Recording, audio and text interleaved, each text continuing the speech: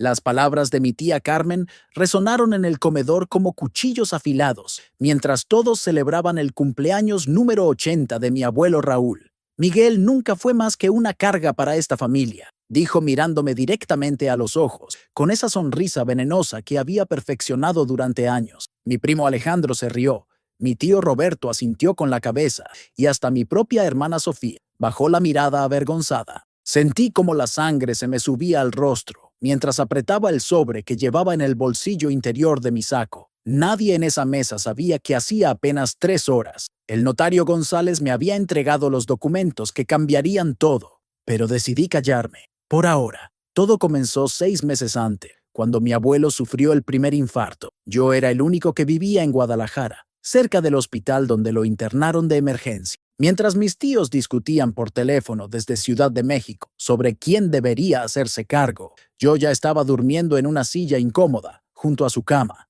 Durante esas primeras 72 horas críticas, no me separé de él, ni un segundo. Recuerdo perfectamente cómo me apretó la mano cuando despertó del coma inducido y susurró mi nombre con dificultad. Miguel, hijo, necesito decirte algo, murmuró con los ojos llenos de lágrimas. Pero en ese momento entró la tía Carmen como un huracán, empujándome a un lado. Papá, no te esfuerces, ya llegó la familia de verdad, dijo mientras me lanzaba una mirada despectiva. La familia de verdad.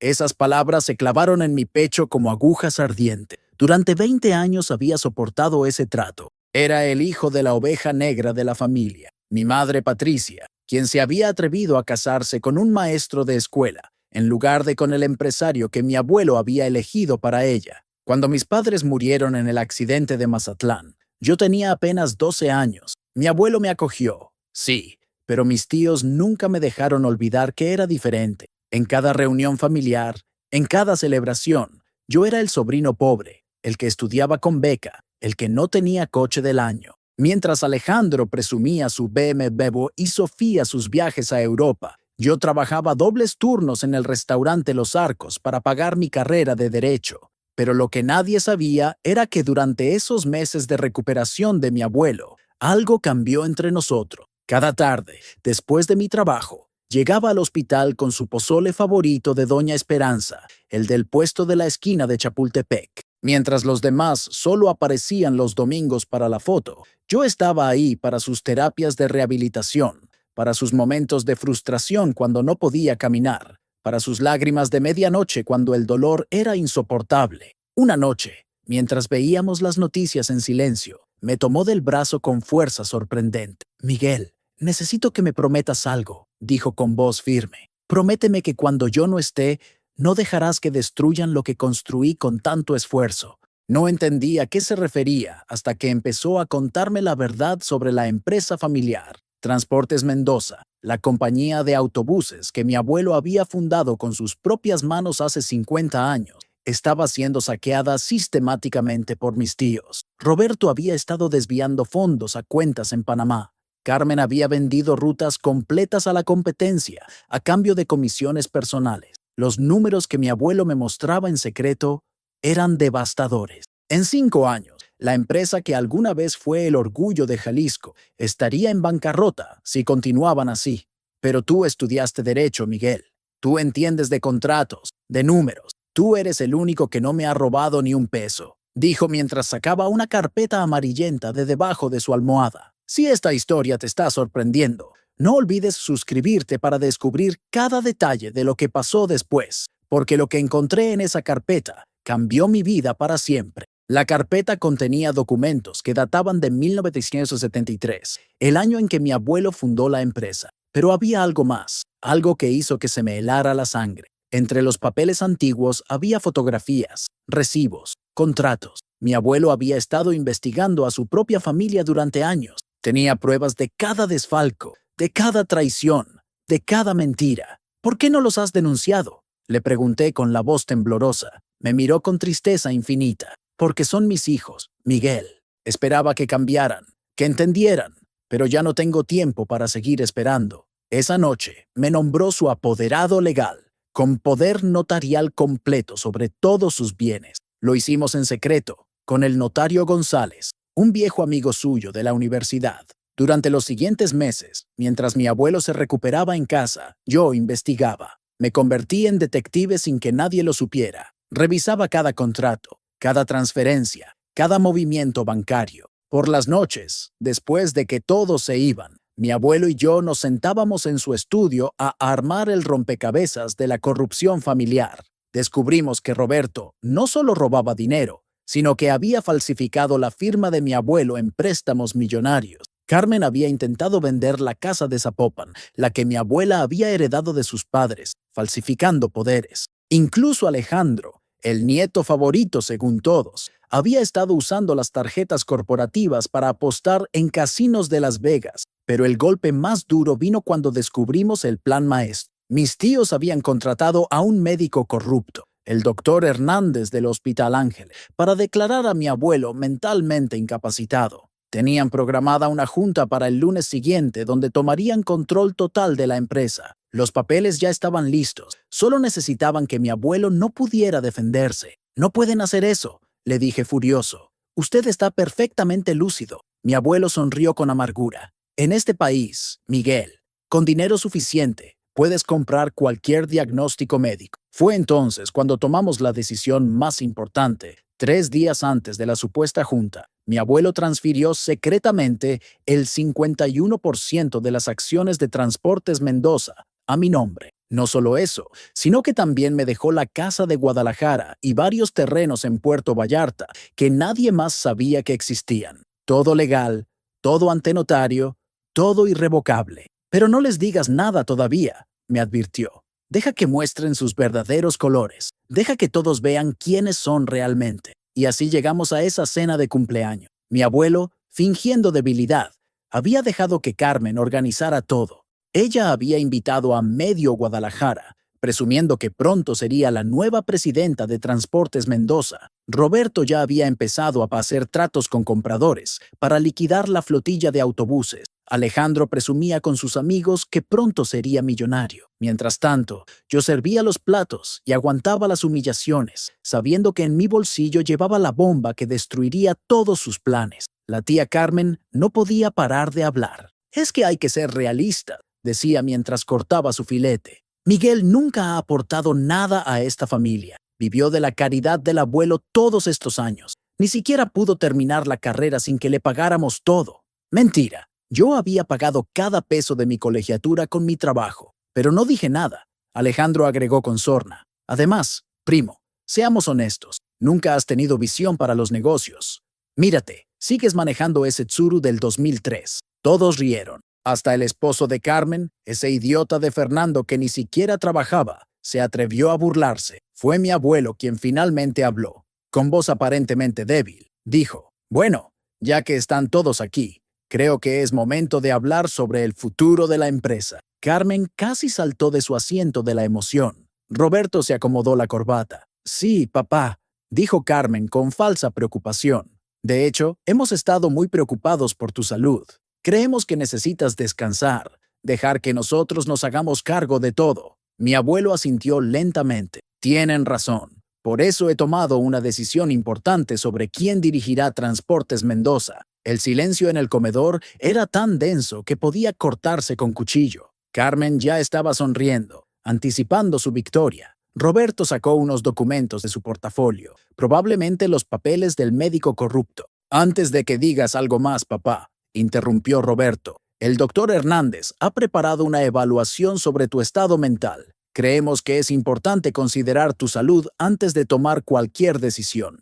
Ahí estaba, la traición al descubierto. Mi abuelo me miró y yo entendí que era mi momento. Me levanté despacio, saqué el sobre de mi bolsillo y lo puse sobre la mesa. Qué curioso que menciones al doctor Hernández, tío Roberto, dije con calma, porque aquí tengo una grabación de él, admitiendo que le pagaste 50,000 pesos para falsificar ese diagnóstico. El color se le fue del rostro. Carmen se puso de pie violentamente. ¿De qué estás hablando? No tienes derecho a estar en esta conversación. Sonreí por primera vez en toda la noche. En realidad, tía, tengo todo el derecho, como nuevo accionista mayoritario de Transportes Mendoza. Si estás sintiendo la misma satisfacción que yo sentí en ese momento, sigue leyendo, porque esto apenas comienza. Lo que pasó después superó todas mis expectativas. El caos estalló en el comedor. Carmen gritaba que eso era imposible, que yo no tenía dinero para comprar acciones. Roberto amenazaba con llamar a sus abogados.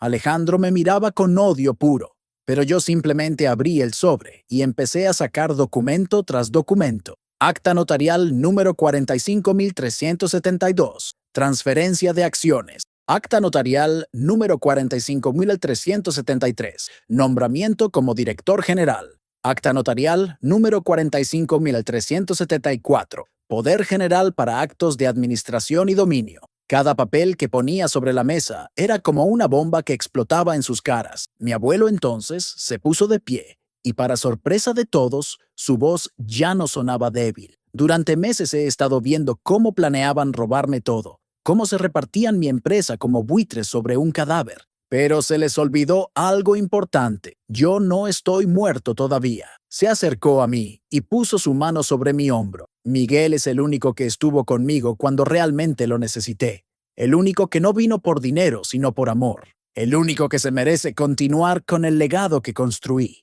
Carmen estalló en lágrimas falsas. «Papá, no puedes hacernos esto. Somos tus hijos de sangre». Mi abuelo la miró con desprecio. «¿Hijos de sangre? Como cuando vendiste las rutas de Michoacán a Estrella Blanca, o cuando Roberto desvió 3 millones a sus cuentas en Panamá.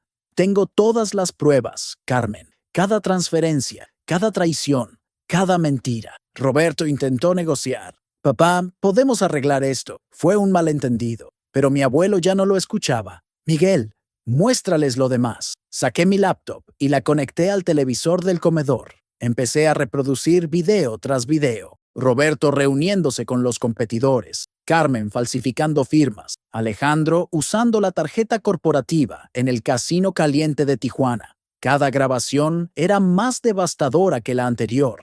Los había estado grabando durante meses sin que se dieran cuenta. El restaurante Los Arcos, donde yo trabajaba, era justo enfrente de la oficina donde hacían sus reuniones secretas. Mi jefe, Don Luis, me había prestado su oficina del segundo piso para poner las cámaras. Pero el momento más impactante llegó cuando reproduje el audio de Carmen hablando por teléfono con su esposo Fernando. «No te preocupes, mi amor. En cuanto el viejo se muera, vendemos todo y nos vamos a Miami. Total, Miguel no puede hacer nada. No tiene derechos legales sobre nada. Es solo el huérfano que mi padre recogió por lástima». Todos en el comedor escucharon esas palabras. Incluso algunos de los invitados que Carmen había traído para presumir se veían horrorizados. Mi hermana Sofía, que había estado callada toda la noche, finalmente habló. «Carmen, ¿cómo pudiste? El abuelo te dio todo». Carmen se volvió hacia ella furiosa. «¡Cállate, mocosa! Tú también ibas a recibir tu parte cuando vendiéramos todo».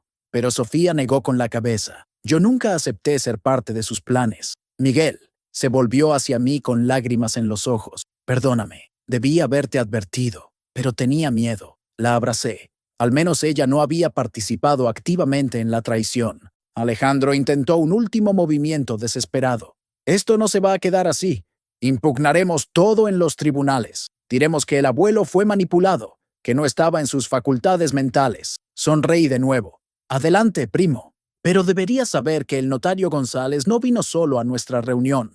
El doctor Ramírez, neurólogo certificado del Hospital Civil, evaluó al abuelo y certificó su perfecta salud mental. También estaba presente el licenciado Márquez, del Colegio de Notarios de Jalisco. Todo está perfectamente documentado». El tío Roberto se desplomó en su silla. Sabía que habíamos ganado. Carmen seguía gritando amenazas vacías, pero nadie la escuchaba ya. Los invitados empezaban a irse, incómodos. En cuestión de minutos, el comedor, que había estado lleno de risas burlonas, quedó casi vacío. Solo quedábamos mi abuelo, Sofía, yo y los derrotados conspiradores. «Tienen 48 horas para renunciar a sus puestos en la empresa», les dije con firmeza. «Si no lo hacen, presentaré todas estas pruebas ante la fiscalía. Desfalco, falsificación de documentos, intento de fraude. Carmen, Roberto podrían pasar los próximos 10 años en prisión». Carmen me escupió a los pies. «Eres igual que tu madre, una rata arribista que se aprovecha de la bondad ajena». Mi abuelo se interpuso entre nosotros.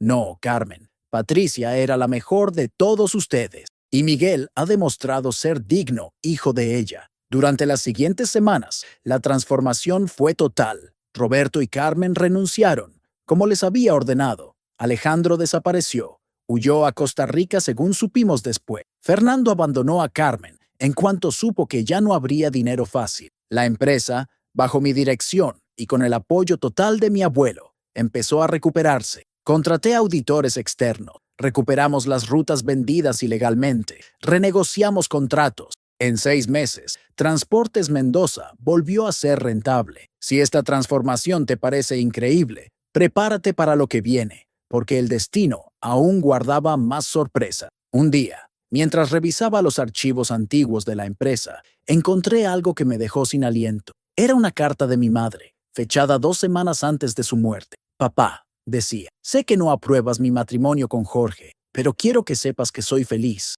No necesito tu dinero ni tu empresa. Solo quiero tu amor y tu bendición. Si algún día tengo hijos, espero que los ames como me amaste a mí antes de que el dinero se volviera más importante que la familia. Mi abuelo había guardado esa carta durante 20 años. Cuando se la mostré, lloró como no lo había visto llorar nunca. Tu madre tenía razón, Miguel. Me obsesioné tanto con construir un imperio que olvidé construir una familia. Carmen y Roberto se volvieron codiciosos porque yo les enseñé que el dinero era lo más importante. Pero tu madre era diferente. Ella entendía que el verdadero valor está en las personas, no en las cuentas bancarias. Me abrazó fuerte. Por eso te pareces tanto a ella. Por eso mereces todo esto más que nadie. Pero la historia no termina ahí. 3 meses después, recibí una llamada que lo cambiaría todo de nuevo. Era el licenciado Torres, de la Notaría 15 de Mazatlán. Señor Miguel Mendoza, necesito que venga urgentemente a Sinaloa. Se trata de la herencia de sus padres. Yo estaba confundido. Mis padres eran maestros. No tenían propiedades. ¿Qué herencia? Pregunté. El notario suspiró. Es complicado explicarlo por teléfono, pero digamos que su padre no era exactamente quien todos creían que era. Viajé a Mazatlán esa misma tarde. El licenciado Torres me recibió en una oficina elegante en el malecón. Su padre, Jorge Castañeda, era heredero de una de las familias más antiguas de Sinaloa, los Castañeda de los Mochis. Mi mente no podía procesar lo que escuchaba. Eso es imposible. Mi padre era maestro de primaria. El notario sonrió. Por elección, señor Mendoza. Su padre renunció a su herencia cuando se casó con su madre, porque la familia Castañeda no aprobaba el matrimonio, pero nunca perdió sus derechos legales. Me mostró documentos que probaban que mi padre era dueño de miles de hectáreas de tierra en Sinaloa, propiedades en Los Mochis, Culiacán y Mazatlán, y acciones en varias empresas agrícolas. Los Castañeda intentaron ocultar esto durante años, pero la ley es clara. Como único heredero, todo esto le pertenece a usted. Me quedé sin palabras. El notario continuó. Hay más. Su abuela paterna, doña Isabel Castañeda, aún vive. Tiene 93 años y quiere conocerlo. La reunión con mi abuela paterna fue uno de los momentos más emotivos de mi vida. Era una mujer diminuta, pero con una presencia imponente. «Te pareces tanto a Jorge», dijo al verme. Los mismos ojos, la misma determinación. Me contó cómo mi padre había desafiado a toda la familia para casarse con mi madre. Éramos unos tontos orgullosos. Perdimos a nuestro mejor hijo por prejuicios absurdos. Cuando supe del accidente, quise buscarte, pero tu abuelo materno no me lo permitió. Tenía razón en odiarme. Doña Isabel me reveló algo más. La familia Castañeda había estado vigilándome todos estos años. Sé que trabajaste en ese restaurante para pagar tus estudios. Sé que cuidaste de tu abuelo cuando nadie más lo hizo. Sé que enfrentaste a esos buitres de tus tíos con valentía e inteligencia. Sacó una carpeta de documentos. Por eso he decidido nombrarte mi heredero universal. No solo de lo que le correspondía a tu padre, sino de todo el imperio Castañeda. No podía creer lo que estaba sucediendo. En menos de un año había pasado de ser el sobrino pobre, que todos despreciaban, a ser heredero de 2 fortunas familiares. Pero más importante que el dinero era la vindicación.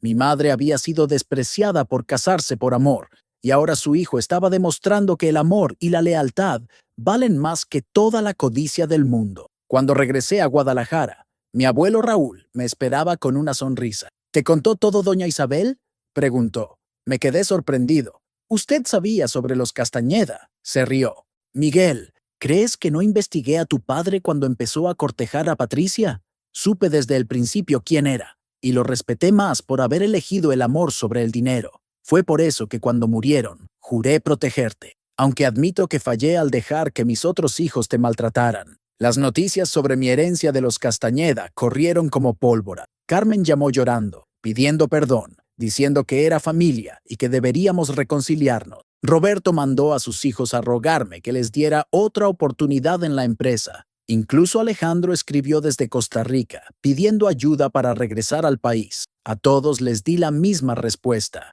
La familia no se trata de sangre, se trata de lealtad, y ustedes demostraron no tener ninguna. Sin embargo, no todos reaccionaron con codicia. Sofía se acercó genuinamente arrepentida. Miguel, no quiero tu dinero, solo quiero a mi hermano de vuelta. Había sido cobarde al no defenderme, pero nunca había participado activamente en las traiciones. Le di una segunda oportunidad. La puse a cargo de la fundación que creé con parte de la herencia, dedicada a becar a estudiantes huérfanos como yo había sido. Con el tiempo, transformé ambas empresas familiares. Transportes Mendoza se expandió por todo el Pacífico mexicano. Las empresas agrícolas Castañeda se modernizaron y se volvieron líderes en agricultura sustentable. Pero mi mayor logro fue personal. Me casé con Ana, la hija de don Luis, el dueño del restaurante Los Arcos, donde había trabajado tantos años. Él había sido más padre para mí que cualquier familiar de sangre, pero el karma aún no había terminado su trabajo. Un año después, Carmen fue arrestada por fraude fiscal. Los negocios turbios que había hecho durante años finalmente la alcanzaron. Roberto perdió todo en malas inversiones. Las mismas empresas a las que había vendido las rutas de mi abuelo lo estafaron. Alejandro fue deportado de Costa Rica y ahora trabaja como empleado en una gasolinera en Tijuana. A veces la justicia poética es más efectiva que cualquier venganza planeada. Mi abuelo Raúl vivió 5 años más, lo suficiente para conocer a sus 2 bisnietos verdaderos, mis hijos, con Ana. Los llamamos Jorge y Patricia, como mis padres. En su lecho de muerte, mi abuelo me tomó la mano y dijo, Miguel, me salvaste, no del infarto, sino de morir sabiendo que había fracasado como padre y abuelo. Me diste la oportunidad de hacer lo correcto al final. Murió en paz, sabiendo que su legado estaba en buenas manos. Pero aquí viene la revelación más impactante de todas, algo que descubrí apenas la semana pasada revisando los archivos más antiguos de mi abuelo. Encontré un testamento fechado un mes después de la muerte de mis padres. En él, mi abuelo me dejaba todo desde entonces. Transportes Mendoza, las propiedades, todo. Pero había una nota adjunta en su puño y letra. Este testamento entrará en vigor solo cuando Miguel demuestre ser digno de él. No por sus logros académicos o profesionales, sino por su carácter. Cuando elija el amor sobre el rencor, el trabajo sobre la comodidad, la lealtad sobre la conveniencia, entonces y si solo entonces será mi verdadero heredero. ¿Entiendes lo que esto significa? Mi abuelo había planeado todo desde el principio. Las humillaciones de mis tíos, mi trabajo en el restaurante, incluso su enfermedad fue una prueba. Me lo confirmó su antiguo secretario, don Aurelio, quien me entregó un último sobre. Tu abuelo me dijo que te diera esto cuando estuvieras listo para entender. Dijo, dentro había una carta de mi abuelo. Miguel, si estás leyendo esto, significa que pasaste todas las pruebas, no pruebas que yo puse, sino las que la vida puso en tu camino. Demostrase que el hijo de Patricia no solo heredó su sangre, sino su espíritu indomable. Todo lo que sufriste fue necesario para forjar tu carácter. Perdóname por permitir que te lastimaran, pero necesitabas experimentar la injusticia para valorar la justicia, conocer la traición para apreciar la lealtad, sentir el desprecio para nunca despreciar a otro. La carta continuaba. Carmen y Roberto son mis hijos biológicos, pero se perdieron en la codicia que yo mismo sembré en ellos, con mi obsesión por el éxito material. Tú eres mi oportunidad de redención. En ti veo la segunda oportunidad de criar al hijo que debí haber criado. Tu padre Jorge era un hombre extraordinario que renunció a todo por amor. Tu madre Patricia era mi hija más valiente, la única que se atrevió a desafiarme. Juntos, crearon algo que todo mi dinero nunca podría comprar. Un hijo con valores inquebrantables. Pero el verdadero shock vino en el último párrafo. Hay algo más que debes saber. Doña Isabel Castañeda y yo hemos estado en contacto desde que cumpliste 18 años. Juntos hemos vigilado tu progreso, guiado sutilmente tu camino. Ella no es solo tu abuela paterna, Miguel, es también mi prima segunda. Nuestras familias tienen una historia entrelazada de generaciones. Tu padre y tu madre no solo unieron dos corazones, unieron dos dinastías que habían estado separadas por orgullos antiguos. Tú eres el puente entre los Mendoza y los Castañeda, el heredero que ambas familias necesitaban para sanar viejas heridas. Esta mañana, mientras escribo estas líneas finales en el mismo estudio donde mi abuelo guardaba sus secretos, miro el retrato de mis padres que cuelga en la pared. Jorge y Patricia Castañeda Mendoza, dos maestros que nunca vivieron para ver el imperio que su amor construyó, pero de alguna manera sé que están aquí, en cada beca otorgada, en cada familia que nuestras empresas sostienen, en cada acto de justicia que ejecutamos. Pero espera, porque mientras escribo estas últimas palabras, mi teléfono acaba de sonar.